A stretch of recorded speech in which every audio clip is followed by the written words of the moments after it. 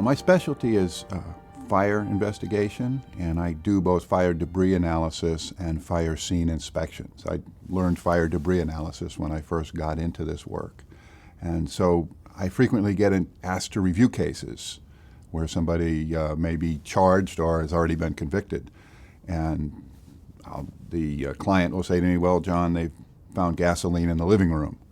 And I say, well, if there's gasoline in the living room, there's probably not much I can do to help you, so let's start with the chemistry. Show me the chemical data. And I've had several cases, unfortunately, where I reviewed the chemical data and I said, that's not gasoline. Doesn't even look a little like gasoline.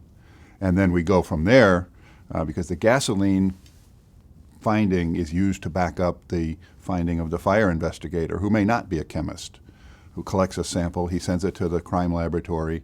If the crime laboratory tells the fire investigator that they found gasoline, then he's going to be very confident in his determination that this was an intentionally set fire. So I had a case last year where the crime laboratory, unfortunately, didn't have a well-trained individual, and he identified gasoline in 2 samples, and the man was convicted of setting a fire that killed his wife and 2 children and served 27 years in the penitentiary before somebody asked me to look at the chemistry. And I looked at the chemistry and I said, the guy didn't get this right. And it took another couple of years to persuade the prosecution team that the guy had been wrongly convicted.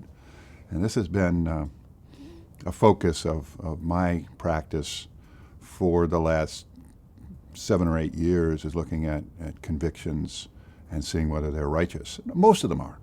Most of the time when I look at it, I say, yeah, this is a righteous conviction. But I do run into people through my work with the Innocence Project that have been wrongly convicted.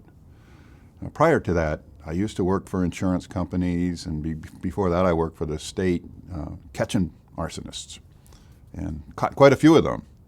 And then I went into the private sector and worked for insurance companies who had suspicious fires. And quite a few of those turned out to be set fires. And that was the focus of my work as a practicing criminalist. Now, I also work with organizations such as ASTM to help bring standardization to the forensic sciences. And I also work with the National Fire Protection Association to bring standardization to fire scene inspections.